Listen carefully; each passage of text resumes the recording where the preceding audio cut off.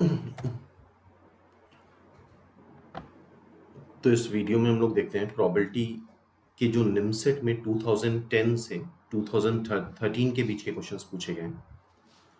तो स्टार्ट करते हैं 2010 के इस क्वेश्चन से। India place 2 matches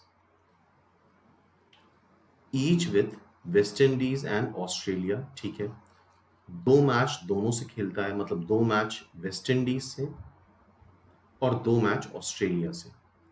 in in any match the probabilities of India getting a point 0, 1 and 2। अब इस बात को तुम्हें खुद समझना होगा कि 0 पॉइंट तब मिलेगा जब इंडिया लूज करेगा या कोई भी लूज करेगा।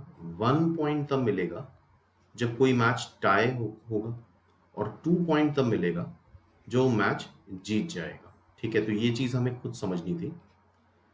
आर मतलब 0 पॉइंट मिलने की प्रोबेबिलिटी है 0.45। इसका मतलब ये हुआ कि इंडिया के मैच लूज करने की प्रोबेबिलिटी है 0.45। ठीक है, फिर 1 पॉइंट मिलने, 1 पॉइंट मतलब टाई होने की प्रोबेबिलिटी, टाई होने की प्रोबेबिलिटी है 0.05। 2 पॉइंट कब मिलेंगे? 2 पॉइंट मिलेंगे जब विन करेगा, मींस विन करने की प्रोबेबिलिटी है, जीतने की प्रोबेबिलिटी है। तो ये बात हमें खुद समझनी थी एग्जाम में। ठीक है, assuming that the outcomes are independent, और मैच मतलब सीरीज ऑफ मैचेस होते हैं, जैसे ये टोटल इस बात से फर्क नहीं पड़ता कि वेस्ट इंडीज से हो रहा है, ऑस्ट्रेलिया से हो रहा है, ओवरऑल फर्क पड़ेगा कि 4 मैचेस हो रहे हैं इंडिया के अगेंस्ट एनी टीम। ठीक है, 4 मैचेस हो रहे हैं total. Fine probability of getting India getting at least 7 point. ठीक है, तो कितने मैच हो रहे हैं? 4 मैचेस। ये बेसिकली बायनोमियल डिस्ट्रीब्यूशन का क्वेश्चन है। 4 मैचेस हो रहे हैं। ठीक है, 4 मैचेस में क्या हो सकता है? 4 मैच में या तो चारों मैच इंडिया जीत जाए, चारों जीत ले। अच्छा, चारों जीत लेगा तो कितने पॉइंट्स मिलेंगे? 8 पॉइंट्स मिल जाएंगे, क्योंकि जीतने में कितने पॉइंट मिलते हैं? लूज करने में 0 पॉइंट, टाई होने में 1 पॉइंट, जीतने में 2 पॉइंट। ठीक है, तो चारों जीत सकता है, एटलीस्ट 7 पॉइंट है, इसका मतलब कम से कम 7 पॉइंट तो होने चाहिए। इसके अलावा क्या हो सकता है? 3 जीत जाए और 1 मैच टाई हो जाए। ठीक है, 1 मैच क्या हो जाए? टाई हो जाए। अच्छा, 3 जीत जाएगा तो 6 पॉइंट, और 1 टाई हो जाएगा तो 1 पॉइंट, तो 7 पॉइंट। इससे कम तो हो नहीं सकता। 2 जीतेगा और 2 टाई होंगे, तो 2 जीतने और 2 टाई होने में, 2 जीतने में 4 पॉइंट मिल जाएंगे, 2 टाई होने में 2 पॉइंट, तो 6 ही पॉइंट होंगे। जबकि हमें एटलीस्ट 7 पॉइंट्स चाहिए। क्वेश्चन में क्या चाहिए? At least 7 point. तो ये क्वेश्चन ऑफ बायनोमियल डिस्ट्रीब्यूशन है। यहाँ पे देखो, चारों मैच जीतने हैं, चारों मैच जीतने हैं, तो पहला भी जीतना है, दूसरा भी जीतना है, तीसरा भी जीतना है, चौथा भी जीतना है। ठीक है, चारों जीतने हैं और चारों जीतना इंडिपेंडेंट है, तो प्रोबेबिलिटीज मल्टीप्लाई हो जाएंगी। अब यहाँ पे हम ये कर रहे हैं या फिर मतलब ऐड, 3 जीत जाए और 1 टाई हो जाए। तो यहाँ पर्टिकुलर कॉम्बिनेशन हमने बनाया है कि शुरू के 3 जीत जाए और फिर 1 टाई हो जाए। अच्छा, जीतने की प्रोबेबिलिटी क्या है? 0.5। तो 0.5 इंटू 0.5 इंटू 0.5 इंटू 0.5 प्लस। अच्छा, ऐसा कोई जरूरी नहीं कि 3 ये कंसेक्यूटिव पहले बार जीते और लास्ट बार हारे। जीतना एक जैसी चीज होती है और हारना एक जैसी चीज होती है। तो यहाँ पे 4 इवेंट्स हैं, जिसमें से 3 बार वो जीत रहा है। जीतना एक जैसी चीज होगी तो 3 फैक्टोरियल से डिवाइड कर दिया। टाई होना डिफरेंट हो गया तो 1 फैक्टोरियल। 1 फैक्टोरियल नहीं भी करेंगे तो भी फर्क नहीं पड़ेगा। तो ये 3 चीजें आइडेंटिकल थी, तो इस वजह से हमने 3 फैक्टोरियल से अरेंज कर दिया। तो ये सारा अरेंजमेंट हो गया WWT का 4 फैक्टोरियल डिवाइड बाई 3 फैक्टोरियल से। और WWW मतलब जीतना 0.5 0.5, 3 बार जीत रहे हैं और 1 बार टाई हो रहा है। टाई होने की प्रोबेबिलिटी दे रखी है 0.5। देख लो, टाई होने की प्रोबेबिलिटी है 0.5। तो 0.5 इसको कैलकुलेट कर लेते हैं। दिस इज 0.5 की power 4 plus 4 factorial divide by 3 factorial is 4, ये हो जाएगा 0.5 का cube and this is 0.05। I think 0.4 आ जाएगा, ये आएगा तुम्हारा 4 जीरो आएंगे, 625 तो आएगा ही आएगा, जीरो आएगा और डेसिमल देन 4। 0.5 का क्यूब क्या आएगा? 0.625, नहीं 0.625 नहीं, 125। एक सेकेंड जस्ट, इसको पूरा कैलकुलेट करेंगे। 0.5 का क्यूब तो 0.125 आ जाएगा और 0.005 से मल्टीप्लाई करेंगे तो ये आ जाएगा 0.00625। ठीक है, इसको 4 से मल्टीप्लाई कर दें, 625 इंटू 4 तो ये आ जाएगा तुम्हारा 0.0625 और यहां पे आ जाएगा 0.025। ठीक है, इन दोनों को ऐड कर लेते हैं। 0.0625 प्लस 0.025 that is 0.0875। ठीक है, this is the answer 0.0875। 0.0875 B is the answer. तो ये क्वेश्चन था बायनोमियल डिस्ट्रीब्यूशन का बेसिकली। ठीक है, नॉर्मली भी कर लिया हमने इसको बिना बायनोमियल डिस्ट्रीब्यूशन का फॉर्मूला लगाए, लेकिन एक्चुअल में ये क्वेश्चन बायनोमियल डिस्ट्रीब्यूशन का है। नेक्स्ट क्वेश्चन देखते हैं। 2010 में ये भी पूछा गया है, a coin is toss 3 times. अच्छा, कोई कॉइन अगर 3 बार टॉस करा जाता है तो सैंपल स्पेस आता है 2Q, दैट इज 8। ठीक है, the probability of getting head tail alternatively, तो हेड टेल हेड हो सकता है या टेल हेड टेल हो सकता है।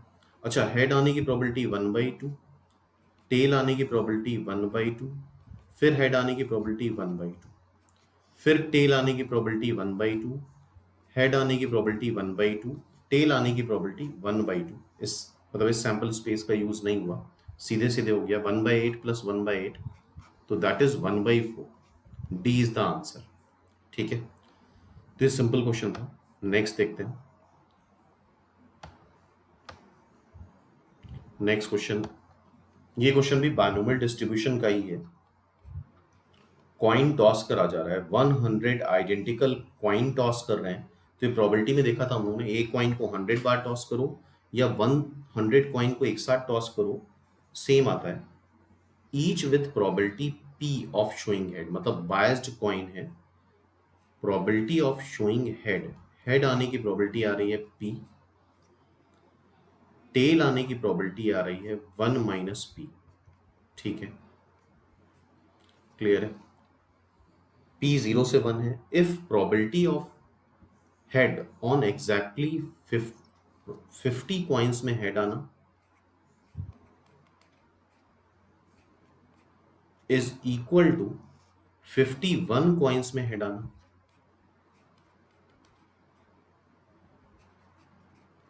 इक्वल है।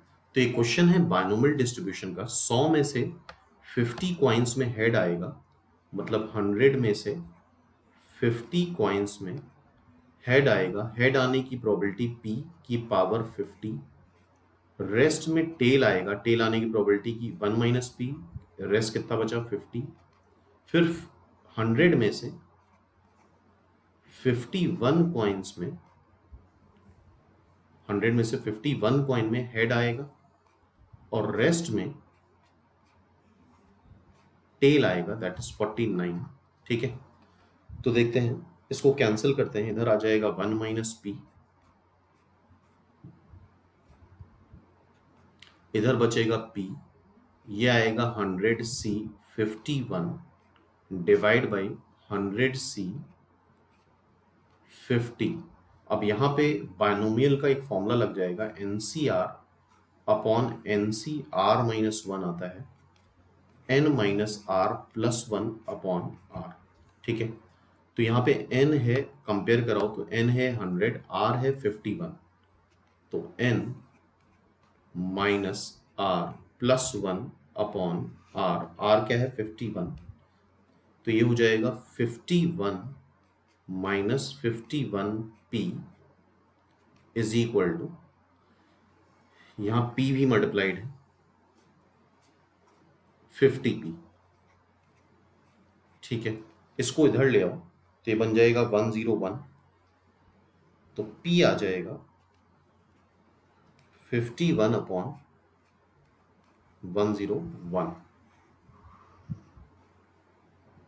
तो p ही पूछा गया हमसे, p क्या आएगा, तो ये भी क्वेश्चन बायनोमियल डिस्ट्रीब्यूशन का ही है, 51 अपॉन 101, सिंपल।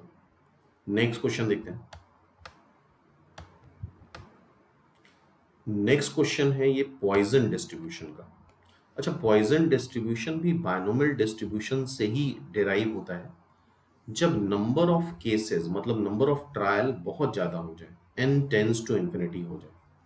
जैसे इनफाइनाइट तो नहीं होता है प्रैक्टिकली, लाइक जैसे n 500 हो जाए, 200 हो जाए, 1000 हो जाए, नंबर ऑफ ट्रायल 100 से ज्यादा हो जाए, तो उस केस में हम पॉइजन डिस्ट्रीब्यूशन यूज करते हैं। ठीक है, इसकी डिटेल में बात हम लोग पहले कर चुके हैं लेक्चर में। तो पॉइजन डिस्ट्रीब्यूशन होता क्या है, जब नंबर ऑफ ट्रायल बहुत ज़्यादा होते हैं तो बायनोमियल डिस्ट्रीब्यूशन ना यूज़ करके हम पॉइजन डिस्ट्रीब्यूशन यूज़ करते हैं, और इसको हम इस तरह से लिखते हैं, प्रोबेबिलिटी ऑफ n, इसको बोलते हैं probability mass function, that is lambda to the power n e to the power minus lambda upon n factorial. n is random variable है जो कि 0, 1, 2, 3 से लेके इनफाइनाइट तक हो सकता है। बुक्स वगैरह में इसको x लिख देते हैं, px, x is a discrete random variable, lambda to the power x e to the power minus lambda upon x, sorry x factorial. ठीक है, x is discrete random variable, तो n भी लिख सकते हो, x भी लिख सकते हो। अब यहाँ पे लैम्डा क्या है, lambda is np, n into p is the probability of that event, n is the number of trial, p is the probability of that event। Lambda को हम पैरामीटर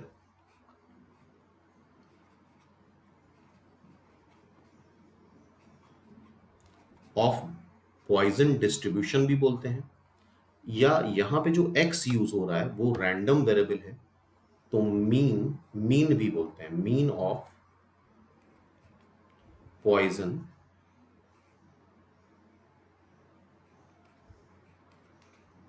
वेरिएट। ठीक है, मीन ऑफ पॉइजन वेरिएट। ठीक है, तो mean भी हो सकता है, पैरामीटर भी हो सकता है। ठीक है, अब यहाँ पे क्या बोला गया है, px3, px3 मतलब n की जगह 3 हो जाएगा, n की जगह 3 रख दो। पहले तो डेटा लिख लेते हैं, p3 1/4 p4 p5 k times p7। ठीक है, अब देखते हैं इसको कैसे सॉल्व किया जाता है। तो p3 में बस करना क्या है, तुम्हें n की जगह 3 रख दो, तो ये क्या आ जाएगा, this will be lambda cube e to the power minus lambda upon 3 factorial is equal to 1/4, p4 में क्या कर दें, n की जगह 4 रख दें, e to the power minus lambda upon 4 factorial. ठीक है, ये पहली क्वेश्चन हो गई, इसको हम सॉल्व कर लेते हैं। e to the power minus lambda cancel हो गया, लैम्डा क्यूब, लैम्डा बच जाएगा, और यहां से देखो ये क्या आएगा, यहाँ 4 बचेगा, 16 आ जाएगा, लैम्डा है 16। ठीक है, लैम्डा क्या आ गया 16। अब p5 क्या होगा, लैम्डा की power 5 e to the power minus lambda divide by 5 factorial is equal to K times P7 क्या होगा, लैम्डा की पावर 7 ई की power minus lambda upon 7 factorial. अच्छा लैम्डा हमें मिल चुका है, अभी बाद में उसकी बात करेंगे। यहाँ लैम्डा स्क्वायर बन जाएगा, ये e to the power lambda cancel, this is lambda का स्क्वायर, ठीक है, के टाइम्स, और ये क्या आएगा 7 फैक्टोरियल उधर ले जाओ तो ये 7 इंटू 6 हो जाएगा, ठीक है। हमें k बताना है तो k will be 7 into 6 divide by lambda कितना है 16, 16 का स्क्वायर 16 इंटू 6, 16 इंटू 16, इसको कैंसिल कर दो 3, इसको काट दो 8, तो ये आ जाएगा 21, और 16 इंटू 8 कितना होता है 16 into 8 is 128, that is k। तो आई थिंक ये पॉइजन डिस्ट्रीब्यूशन का कंसेप्ट समझ में आया होगा। तो कुछ लोगों को लगता है निमसेट में पॉइजन डिस्ट्रीब्यूशन बायनोमियल डिस्ट्रीब्यूशन से नहीं आते हैं क्वेश्चन, तो देख रहे हो एग्जांपल, ये क्वेश्चन पूछा गया है। तो k की वैल्यू क्या आ रही है 21 अपॉन 128, ठीक है। तो इसको भी डिटेल में पढ़ना जरूरी है पॉइजन डिस्ट्रीब्यूशन। नेक्स्ट है 2011 में बायनोमियल डिस्ट्रीब्यूशन क्वेश्चन है।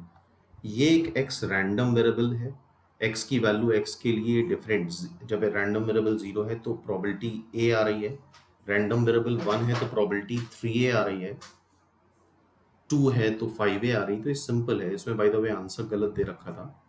सिंपल बायनो प्रोबेबिलिटी डिस्ट्रीब्यूशन में होता है pi xi, i की वैल्यू 1 से लेके n तक, जहां तक भी दे रखा है, इस 1, सम कितना आता है 1 आता है।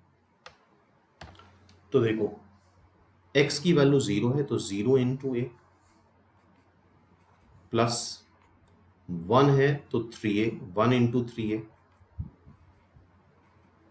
प्लस 2 है तो 5a, 3 है तो 7a, ठीक है, 4 है तो 9a, 5 है तो 11a, 6 है तो 13a, 7 है तो 15a, 8 है तो 17a, इन सब का सम 1 आ जाएगा। अब ये कैलकुलेशन यार तुम लोग कर लेना, आई थिंक इसमें आंसर नहीं मैच करता है, एक बार चेक कर लेना, क्वेश्चन एग्जामिनेशन में आंसर गलत थे, लेकिन ये एक बहुत बड़ा इशू होता है एग्जामिनेशन में, आसान क्वेश्चन के आंसर गलत हो जाते हैं तो बहुत दिक्कत होती है, मतलब इसको फिर 10 बार लोग चेक करते हैं कहीं इसमें गड़बड़ तो नहीं हो गई, ठीक है। तो आई थिंक इसके न्यूमेरिकल कैलकुलेशन खुद कर सकते हो।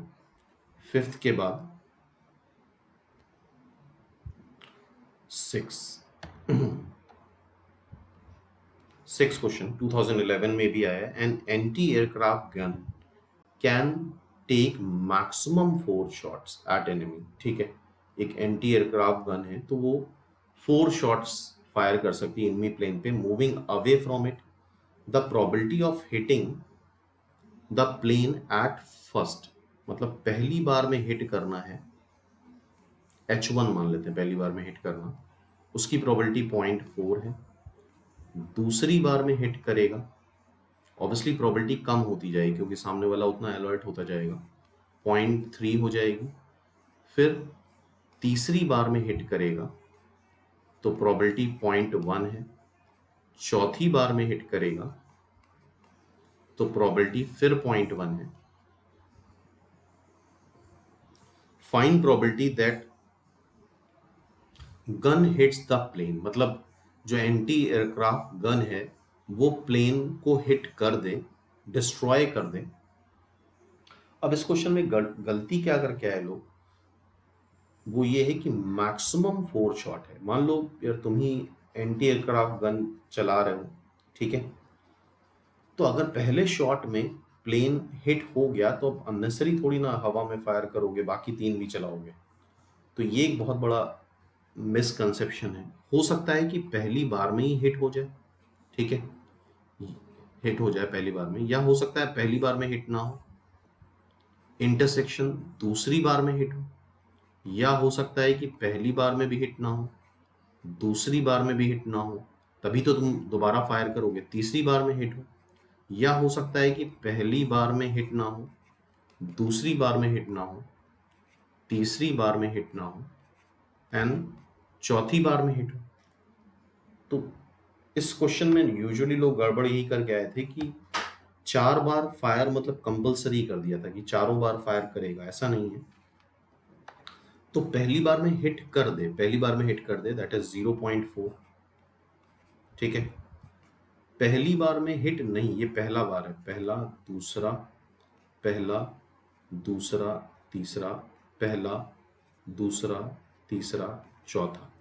पहली बार में हिट करने की प्रोबेबिलिटी 0.4 है, तो हिट नहीं करने की प्रोबेबिलिटी 0.6 आ जाएगी, इनटू दूसरी बार में हिट करने की प्रोबेबिलिटी 0.3, फिर पहली बार में हिट नहीं करना है, नहीं करना है मतलब 0.6, दूसरी बार में हिट नहीं करना है तो उसका कॉम्प्लीमेंट्री निकालो तो 0.7, इनटू तीसरी बार में हिट करना है तो दैट इज 0.1, प्लस पहली बार में हिट नहीं करना है तो 0.6, दूसरी बार में हिट नहीं करना है तो 0.7, तीसरी बार में हिट नहीं करना है तो 0.9 और चौथी बार में हिट करना है तो 0.1। क्या इसका न्यूमेरिकल कैलकुलेशन आई थिंक यार तुम लोग कर सकते हो, 0.4 जितना हो पा रहा है हम उतना कर देगा, 18 ये आ जाएगा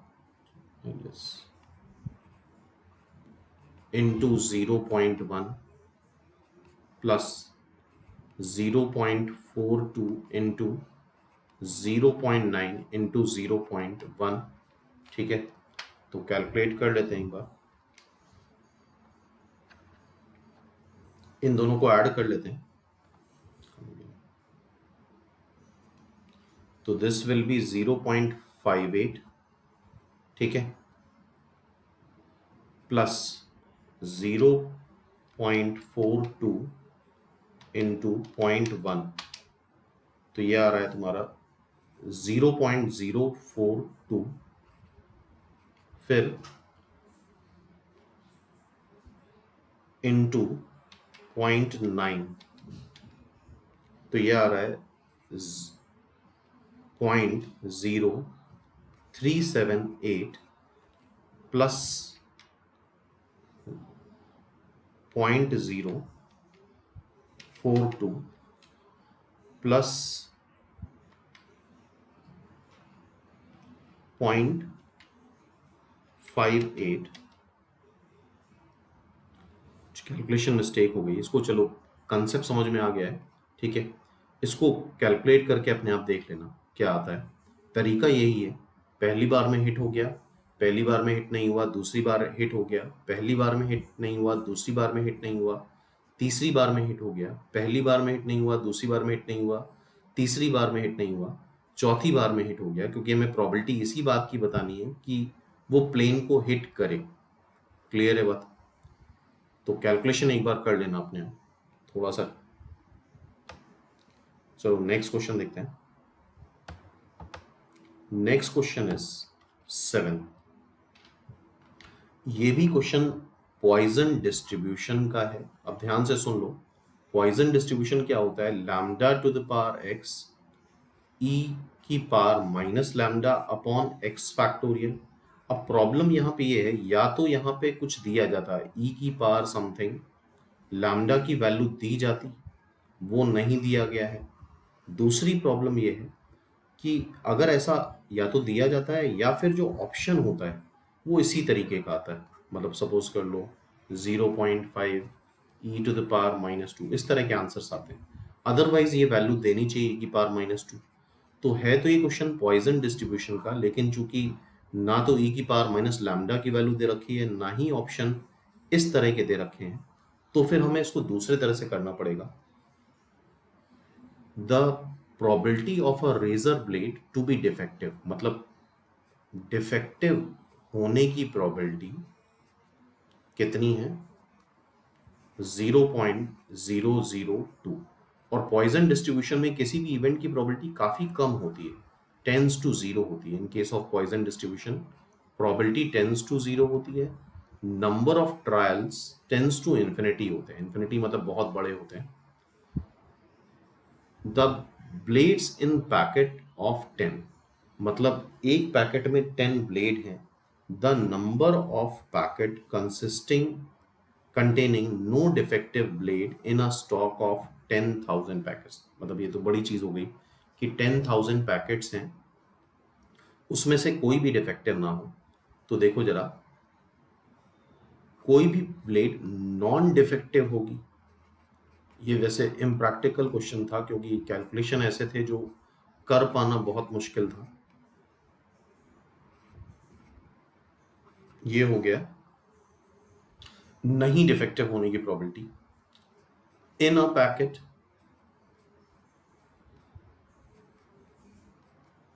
नो डिफेक्टिव, किसी जो जितनी पैकेट सब इंडिपेंडेंट हैं, तो नहीं डिफेक्टिव होने की प्रोबेबिलिटी, एक पैकेट में 10 ब्लेड हैं तो 10 इंडिपेंडेंट है, डिफेक्टिव हो भी सकती हैं, नहीं भी डिफेक्टिव हो सकती हैं। तो ये निकालना, मतलब एक पैकेट में इन अ पैकेट ऑफ 10 ब्लेड्स कोई भी डिफेक्टिव नहीं होगा, इस बात की प्रोबेबिलिटी आ रही है 1 माइनस 0.02 की पावर 10। बेसिकली हमने यहाँ पे बायनोमियल डिस्ट्रीब्यूशन ही लगा दिया है। बायनोमियल पॉइजन डिस्ट्रीब्यूशन इसलिए लगाया जाता है क्योंकि कैलकुलेशन आसान हो जाते हैं। बायनोमियल डिस्ट्रीब्यूशन में एनसीआर की वैल्यू अगर हायर वैल्यू है इनकी तो हमेशा कैलकुलेट नहीं कर पाओगे। और बाय द वे वैल्यू हमने कैलकुलेट कर रखी है, ये निकालना बहुत मुश्किल काम है। ये आती है 0.98, मतलब ये प्रैक्टिकली नहीं पॉसिबल है, 0179। ठीक है, अब एक पैकेट के लिए नहीं डिफेक्टिव होने की प्रोबेबिलिटी ये हो गई है। ये कितने पैकेट्स हैं? 10,000, 1 2 3 4। नहीं डिफेक्टिव होने की प्रोबेबिलिटी 0.980179। ठीक है, इससे मल्टीप्लाई कर दो तो 9801.79, इसको राउंड ऑफ कर देंगे तो 9802 इज द आंसर। 9802 पैकेट्स होंगे आउट ऑफ 10,000 पैकेट जिसमें से प्रोबेबिलिटी है कि कोई भी डिफेक्टिव नहीं आएगा। ठीक है, तो ये कैलकुलेशन करना बहुत मतलब पॉसिबल नहीं है। तो ये थोड़ा सा इम्प्रैक्टिकल क्वेश्चन था, नहीं पॉसिबल था, क्योंकि या तो पॉइजन डिस्ट्रीब्यूशन लगाते तो ये वैल्यू गिवन होनी चाहिए थी, या आंसर ई की पावर में ही देना चाहिए था। तो ऐसा कुछ भी नहीं था, तो हमें इसको नॉर्मल तरीके से ही करना पड़ा। तो इट्स आंसर इज दिस। तो ये 2011 तक के क्वेश्चन हो गए। नेक्स्ट लेक्चर में हम लोग 2012 से 2014 तक के क्वेश्चंस डिस्कस करेंगे, प्रोबेबिलिटी में जो पूछे गए।